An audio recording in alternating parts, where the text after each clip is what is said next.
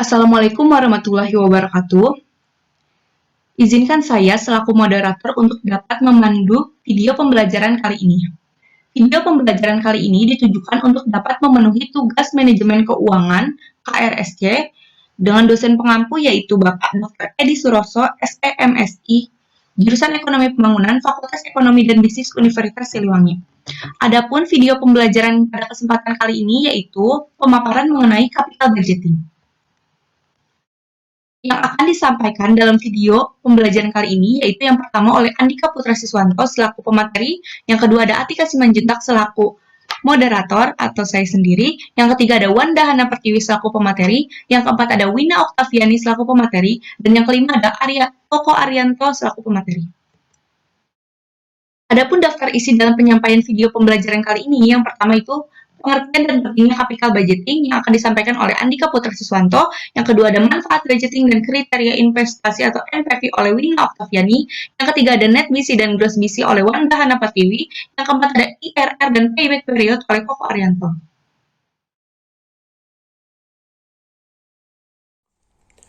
Pengertian capital budgeting. Capital budgeting atau penganggaran modal yaitu proses pengambilan keputusan yang berkaitan dengan investasi dalam aktiva tetap.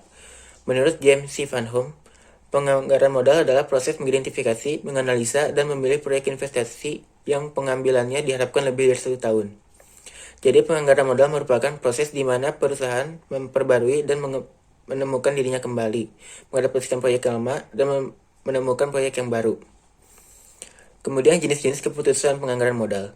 Keputusan penganggaran modal dapat berupa 1. Penambahan dan perluasan fasilitas, 2. Produk baru, 3. Inovasi dan perluasan produk, 4. Menyewa, membuat, atau membeli, dan lain-lain. Kemudian pentingnya capital budgeting. Menurut Dr. Darmawan Syahrial, capital budgeting memiliki beberapa peranan penting bagi suatu perusahaan. Di antaranya adalah yang pertama, dana yang dikeluarkan untuk menganggarkan modal akan terikat untuk jangka waktu yang lama, dan secara berangsur-angsur melalui penyusutan dapat dicarikan sesuai jangka waktu penyusutan aktiva tersebut. Yang kedua, investasi dalam aktiva tetap menyangkut harapan terhadap hasil penjualan di masa depan yang akan datang. Yang ketiga, pengeluaran dana untuk kepentingan tersebut biasanya meliputi jumlah yang besar dan sulit untuk menjual kembali aktiva tetap yang sudah dipakai. Yang keempat, kesalahan dalam pengambilan keputusan mengenai pengembalian barang modal tersebut akan mempunyai akibat yang panjang dan berat. Beberapa manfaat budgeting, diantaranya yang pertama, memaksa para manajer untuk melakukan perencanaan, yaitu manajer itu dapat mengembangkan arah umum bagi suatu organisasi dan mengantisipasi masalah, juga mengembangkan kebijakan untuk masa depan. Yang kedua, menyediakan informasi yang dapat digunakan untuk memperbaiki pembuatan keputusan, yaitu suatu perusahaan yang telah mengetahui ataupun memperkirakan pendapatan, biaya perlengkapan, utilitas, gaji, dan yang lainnya. Maka secara otomatis perusahaan tersebut dapat melakukan keputusan yang mencegah timbulnya masalah. Yang ketiga, menyediakan standar untuk evaluasi kinerja, di mana anggaran ini memberikan standar yang dapat mengendalikan penggunaan berbagai sumber daya perusahaan dan memotivasi karyawannya. Yang keempat, memperbaiki komunikasi dan koordinasi, di mana anggaran secara formal dapat mengkomunikasikan rencana organisasi pada tiap karyawannya. Jadi semua karyawan dapat menyadari bahwa peranan penting pencapaian dari tujuan tersebut. Lalu adanya kriteria investasi. Investasi adalah suatu aktivitas yang berhubungan dengan usaha penarikan sumber dana yang dipakai untuk mengadakan barang modal baik sekarang maupun barang modal aliran produk di masa yang akan datang.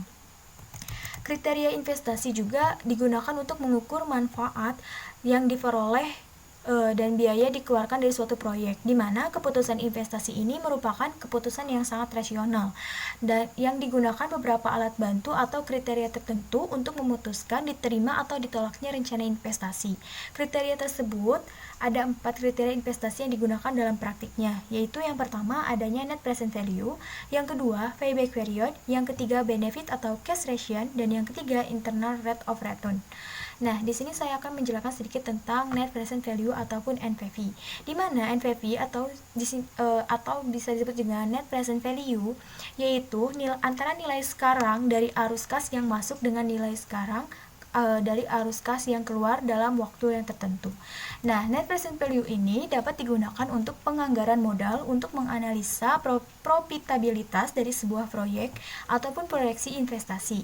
Para pemilik modal ataupun manajemen perusahaan dapat menggunakan perhitungan NPV ini untuk mengevaluasi apakah akan atau tidaknya berinvestasi pada suatu proyek investasi ataupun pembelian aset baru. Nah, dalam bahasa Indonesia, net present value ini bisa disebut juga dengan nilai sekarang atau nilai bersih saat ini. Nah, dua kriteria utama dalam menghitung berdasarkan nominal atau non-discounted method berhitungan dengan menggunakan nilai nominal dapat menyesatkan sebab tidak memperhitungkan nilai waktu dan uang. Bisa saja sebuah proposal proyek berdasarkan nilai nominal menghasilkan B per C lebih dari 1, padahal nilai sekarang didiskonto seperti dijelaskan sebelumnya. Nah, keuntungan lainnya menggunakan metode diskonto ini yaitu kita dapat langsung menghitung selisih nilai sekarang dari biaya total dengan penerimaan total bersih. Selisih nilai yang disebut net present value ini suatu investasi akan diterima jika NPV-nya lebih dari 0. Nah, sebab nilai sekarang dari penerimaan total lebih besar daripada nilai sekarang dari biaya total. Cara menghitung NPV yaitu dengan menggunakan rumus untuk menentukan nilai sekarang dari investasi dengan jumlah diskon dari semua arus kas yang diterima dari suatu proyek. Rumus NPV ini cukup rumit karena menambahkan semua arus kas masa depan investasi, mendiskon arus kas tersebut dengan tingkat diskonto yang mengurangi dengan investasi awal. Nah, rumusnya seperti gambar di samping, di mana NPV atau net present value ini dalam nilai rupiah, lalu ada CT atau arus kas per tahun pada periode T, dan ada C0 di mana nilai investasi awal pada tahun ke-0 dalam rupiah, dan R suku bunga atau diskon rate dalam bentuk persen. Selanjutnya,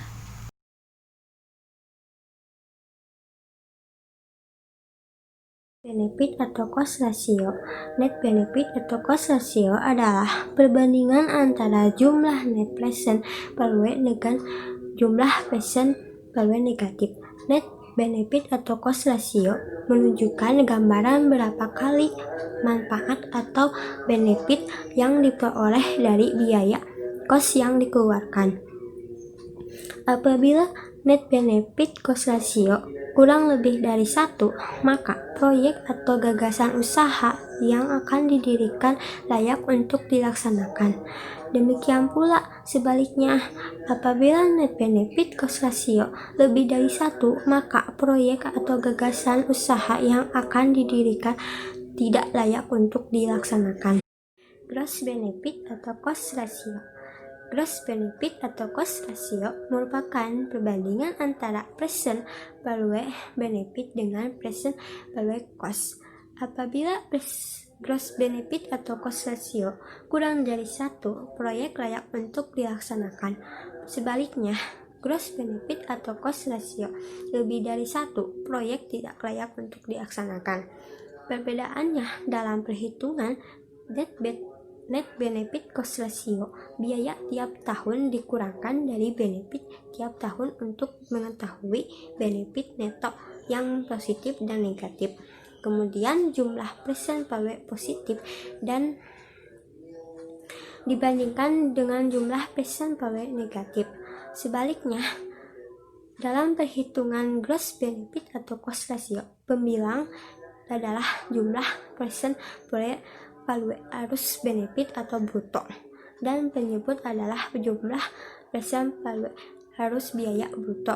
Semakin besar gross benefit atau gross ratio, semakin besar perbandingan antara benefit dengan biaya, maka artinya proyek relatif semakin.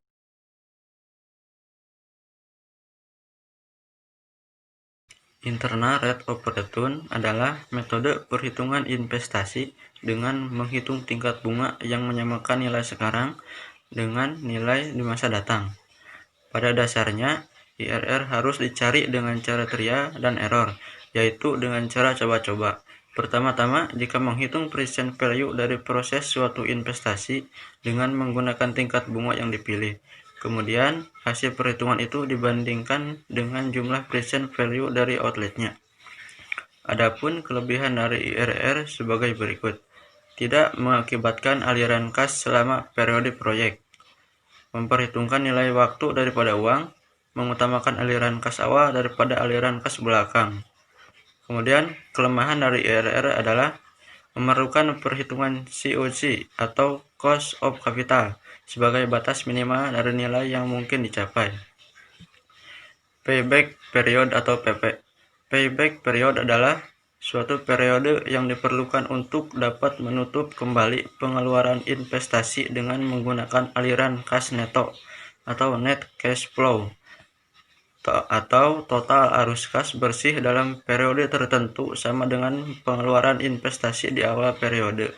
Cara untuk pengambilan keputusan metode ini ialah dengan membandingkan payback period investasi dengan usulkan umur ekonomis aktiva. Apabila payback period lebih pendek dari umur ekonomisnya, maka rencana investasi dapat diterima serta sebaliknya.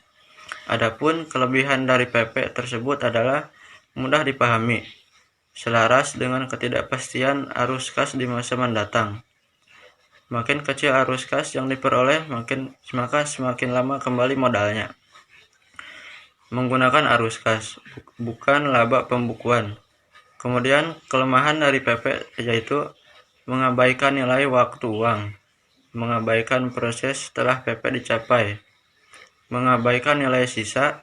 Untuk mengatasi metode PP, beberapa perusahaan memodifikasi dengan pendekatan DPD, yaitu lamanya waktu yang diperlukan agar present value dari arus kas bersih proyek dapat mengembalikan investasi awal.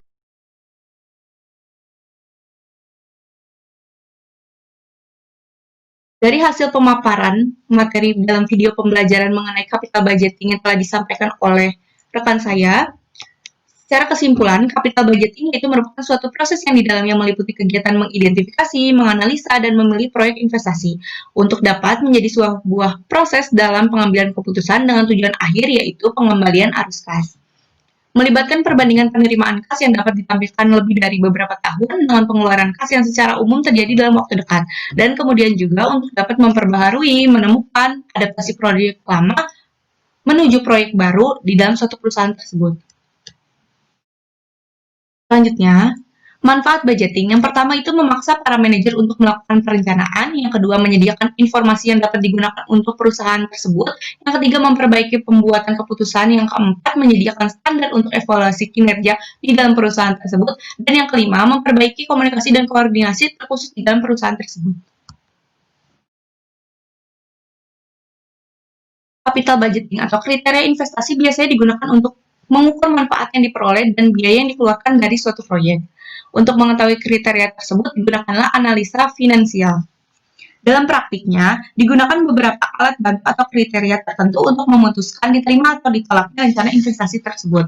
Kriteria-kriteria tersebut atau kriteria investasi atau pula investment kriteria, minimal ada 4 kriteria investasi yang digunakan dalam praktiknya, yaitu yang pertama ada net present value, yang kedua ada payback period, yang ketiga ada benefit or cash ratio, yang keempat ada internal rate of return.